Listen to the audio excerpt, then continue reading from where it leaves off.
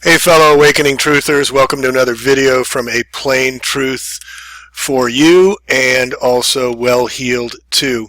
Well, we think we've had our skirts blown over our heads and gotten into the whole truther movement about how deep the well goes, about the lies, revisionist history, the stories that have been sold and told to us by the Vatican, the Jesuits, the 13 satanic bloodline families going way back.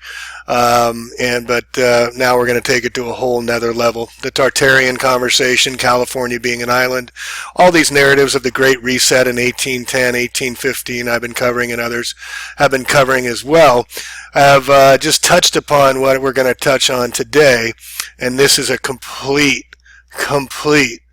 story of revisionist history of what may be the truth that is totally undisseminated, totally unknown, but was brought up a few years ago in this new chronology by Mr. Fomenko and Mr. Nosovsky, among others, in this book, History, Science, or Fiction. And this is a series of discoveries and disclosures and scholarly academic inquiry into whether or not history has been revised all the way up until the 15th century. So what Mr. Fomenko and Nosovsky speculate and postulate and theorize and lay a case for is that the entire history of modern history was created in the 16th century AD. Accepted today chronology and history of ancient and medieval world evidently contains big mistakes. Starting in 1975, a group of mathematicians from Moscow University engaged in development. The results received and published both in scientific periodical print and separate monographs. The new concept of chronology is based mainly on analysis of historical sources with the methods of modern mathematical statistics and computer calculations. So what they're basically saying is the technology put in order the events in a proper way. The New World Equity should be, now the word antiquity should be connected to the 15th to 17th centuries AD, with the events distant from 300 to 400 years ago. Now remember, I talked about California and the mud floods and everything being out here, and California being an island as late as 1820. It turns out that it seems that all of our history has been greatly condensed or greatly expanded into a much bigger story. Just like NASA does on the law of ridiculous numbers by talking about billions and billions of miles of speed of light calculations and talking and reading planets hundreds of billions of miles away with radio frequencies and the time frames of lasting hundreds of thousands and billions of years. Well, it looks like that's all baloney. The task naturally fits in the field of applications to modern mathematics, statistics, theory of information. So the new chronology, this is from source of all font of all knowledge now, the Wikipedia. The new chronology is pseudo-historical theory, basically the conventional chronology of Middle Eastern and Europe history is fundamentally flawed, and that events attributed to the civilizations of the Roman Empire, ancient Greece, ancient Egypt actually occurred during the Middle Ages more than 1,000 years later. The central concepts of the new chronology are derived from the ideas of the Russian scholars Nikolai Morozov and French scholar Jean Hardon, excuse the pronunciation, can be viewed as an earlier predecessor. The new chronology is associated with Russian mathematicians. Mr. Fomenko is actually a collaboration between Fomenko and other mathematicians. So, the new chronology contains a reconstruction, an alternate chronology, radically shorter than the standard historical timeline because all of ancient history is folded into the Middle Ages. And I would request that you all stop here if you haven't already and look at my Tartarian Empire Part 1 series so you can get the visual imagery of what we're talking about in the grand scale of the lies. When you see the physical imagery of the architecture and the buildings and the mass constructions that went on, clearly not during the horse and buggy stages. So something is definitely wrong, and so we're getting into the nuts and bolts of how this new revisionist history is coming about, and our new history may be being told here, or her story being told about the feminine divine and the Tartarian Empire that was basically scrubbed and erased from history. That's what we're talking about today. So moving on, according to Fomenko's claims, the written history of humankind goes far back as AD 800. There is almost no information about events between AD 800 and 1000, and most known historical events took place in AD from 1000 to 1500. The new chronology is rejected by mainstream historians. What a surprise. Interest in the academia theory stems mainly from popularity to compel historians and other scientists to argue against methods. The sympathy of 30% of Russians is not really known which extent readers of the new chronology text regard it as history or fiction, blah, blah, blah. But this is a very, very deep and compelling look into our history, visions, history on a major grand scale. And this is the chapter of the contents here. The book apparently is only in Russian. They do have it in PDF in English. You can read it right here. But check out the index here, folks. Look at the details of the Olympic Games, King Arthur, Helen of Troy. It's got into the astronomical dating of the new chronology, the Tartarian Empire we're going to get into a little bit, Tartarian Mongolian conquest of Russia. It talks about the hordes that set up before Russia. Remember hoarding? They take all these names and make it into something ugly, just like I showed the word Tartarian. Tartar was made into something evil and dark. The structure of the Horde Empire, how Rome was created, ancient Rome, ancient Egypt. This is all a very, very serious, the Tartars, the Turks, very, very serious look into alternative history and very strong narrative that needs to get out and disseminated. It needs to be brought to the destruction of the American Indians. They get out how the USA was founded, how the Tartarians were here into the United States previous to the Europeans, which we'll get into a little bit here today. But I just wanted to show you this extensive index of this book that we'll be sharing here, and I'm going to be breaking down more as we go along. So what else I wanted to show you? So I'm going to skip around here a little bit because I find this to be most interesting and rather a good snapshot of the depth of the research that's being done. So this is the epoch of the 13th century. Remember, we're talking about the 11th century to the 17th century or so, which revisionist history when all this was created. So the division of the remains of the Russian horde between the Romanovs and the USA, which occurred in the wreckage of the American territories, the empire, immediately after the Romanovs' victory over Pugachev. Remember Gorbachev, Pugachev? Up until the 18th century, there still existed a vast Moscow Tartary, a gigantic fragment of the former empire, whereby, according to Encyclopedia Britannica of 1771, Moscow Tartary was the largest country in the world. A reminder that in the Bible, the medieval Russia was referred to as Rosh, Meshech, and Tubal, or Ras, Moscow, and Tobol. Moscow Tartary spanned the Urals, Siberia, Central Asia, the Far East, Alaska, and North America. The conflict between Moscow Tartary and Romanov Russia, originally small in size, ended in the second half of the 18th century with the famous alleged peasant war against Pugachev. The Romanovs succeeded in agreeing peace separately with Turkey and defeating the Great Tartary. Only after this, the European immigrants who had settled on the Atlantic seaboard in North America ventured west and inland over the continent. For decades, they seized the North American territories of Moscow Tartary, left without any governmental authority. Today, this has been beautifully but incorrectly narrated in the Hollywood movies about the, quote, the very noble white frontiersmen and the very bad Indians, also Manifest Destiny and that whole story about moving west. As a result, in 1776, straight after the defeat of Pugachev in the United States of America emerged. 1776. With the Romanovs, they voraciously and speedily sliced and diced the vast territories of Moscow Tartary, Ural, Siberia, and Far East. In America, Alaska and Oregon were ceded to the Romanovs, the rest of North America to the USA. After failing to maintain these bountiful lands distant from St. Petersburg, I remember a lot in the west coast here up in the northern west, we had the Russians come in, Fort Bragg and whatnot was Russian settlers of the fur trade was sold, so this dovetails with what they're saying. And unwilling to obey the usurpers, both Oregon and Alaska are given away to the USA for notably paltry sum. The very fact of the existence of Moscow Tartary up until the end of the 18th century and the division of its vast territories between the conquerors was wiped clean from the history books, both in the Old and the New Worlds. Up until now, the native Russian population of America is being persistently forced to forget their language and their past. Until the end of the 18th century, the Romanovs could not exile anyone to Siberia because Siberia did not belong to them yet, but it was part of the Russian hordering Tartary hostile to the Romanovs.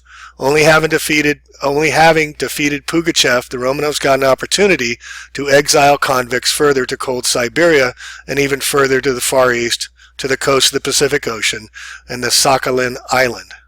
Let's go back to the question of when and how the USA was established.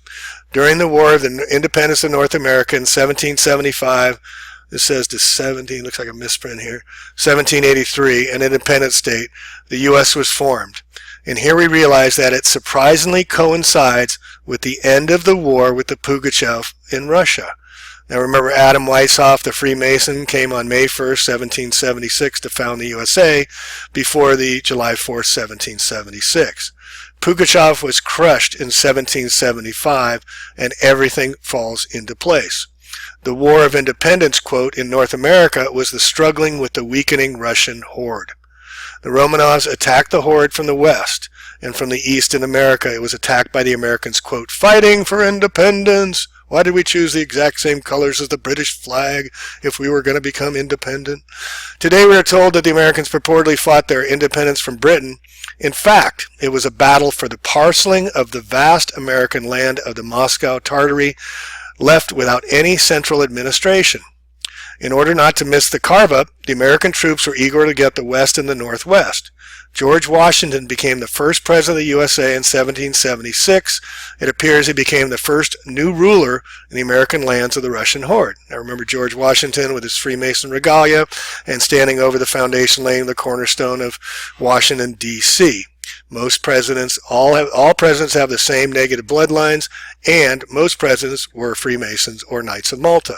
Fact. The facts of the war with the Mongol horde were wiped clean from the pages of the textbooks on American history, as was the fact of the existence of Moscow Tartaria on the whole. The war between the USA and the remains of the horde continued up in the second half of the 14th century. Alaska, which remained Russian for a particularly long time, was, quote, bought from the Romanovs by the Americans only in 1867. Remember, 1871 is when they created the Organic Act of 1871 to make USA the corporation. So this all fits in with what they're telling us, okay? This gets into a lot more about Russia, but let's skip down. Again, there's just plethora of information here. China. The most ancient Chinese horoscopes are the grandson of the Yellow Emperor Yan'an Shi, who allegedly ruled from the early 2600 BC. It appears that the earliest Chinese Yellow Empire who introduced the epoch of the great beginning of China is the first Manchurian dynasty, not even going to pronounce that, lived in the 17th century, and not at all in the deepest antiquity. The astronomical facts prove that the most ancient Chinese 60-year calendar cycle was in fact introduced for the first time not until the 13th century. It turns out that most ancient Chinese solar eclipse under the Emperor Kang in the beginning of the Z dynasty occurred on the 1st of September in 1644, the year of the ascension of the Manchurian dynasty, which means the history of the Chinese solar eclipses begins only after the 17th century and not in the deepest path. Furthermore, it turns out the data about the Chinese lunar eclipses fails to either affirm or contest any kind of chronology of China. It is absolutely useless for the purpose of astronomical dating. Alright, so they took on the Great Wall of China. The first wall is built to mark the border between two countries, we're told, between China and Russia. That's the story. Well, let's talk about revisionist history now, about the Great Wall. We can date the construction of the wall if we succeed in finding a political and geographical map where the border of China goes exactly along the Great Wall. This would mean that it was exactly that time when it was built. But we can't find a map. It does not exist. For example, the map of Asia of the 18th century produced the Royal Academy in Amsterdam, Royal Academy, British. We can find two states on the map, Tartary, Tartaria, and China. The northern border of China follows approximately the 40th parallel. The Wall of China precisely follows this border, the 40th parallel. Moreover, on the map, the wall is marked with a thick line and signed Muraille de Chine, the tall wall of China, translated from French. We present a number of such maps. It all means that the Great Wall of China was built from the 16th to 17th centuries as the political boundary between China and Russia equals the Mongol Tartary. So when was the wall border constructed? It appears precisely in the 17th century. It is for a reason considered that its construction completed only in 1620, and it might have even been later. As we understand it now, in the 14th to 16th century, Russia and China still comprised one empire. Therefore, there was no need to erect a wall. Such necessity emerged after the time of troubles in Russia, the defeat of the Russian Horde dynasty, and the seizure of power by the Romanovs. They have changed the political course of Russia, subjecting the country to the Western influence. Such orientation on the new dynasty led to the break of the empire. Turkey broke off. The severe wars began with Turkey. In fact, control over a substantial part of America was lost. In the very end, even Alaska was lost. The last Hordean splinter in America. China became independent, the relations between China and the Romanovs became tense, and the border conflicts began. It was necessary to erect the wall, which was carried out most likely during the boundary disputes of the 17th century, the 1600s, folks. The military conflicts flared up since the middle of the 17th century. As late as the 18th century, it was common to write Manzuri and not Manchu of today. Manguri or Manguli, as Chinese sounds the L and R, often indistinguishable. This is the first name of Manzuri, points to their origin. They were the Mongols, Mongolians. Genghis Khan, which we'll get into later, equals the Magnificent. Incidentally, this border, the 17th century, separating the epoch of Manzurian domination in China from the purely Chinese period preceding it, coincides with the dating of the most ancient Chinese manuscripts which survive until the present day. To remind you, they date not earlier than the 17th century. The Manzurian or Mongolian rulers of China are known to consider themselves the successors of the vast empire which, according to them, spanned the entire world.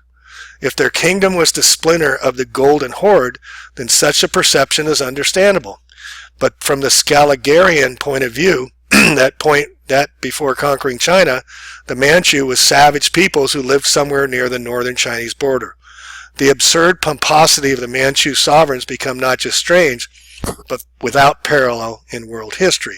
And isn't this what we're told about the Mongolians, and they were savage people, and the Indians here, they were savage people, but then we have the pyramids, the obelisks, and all these monoliths that we can't figure out how they built, why they built, or how they hauled the stones so many miles, hundreds of miles across great terrain, when all they had was wood and logs and rope and whatnot, and slaves.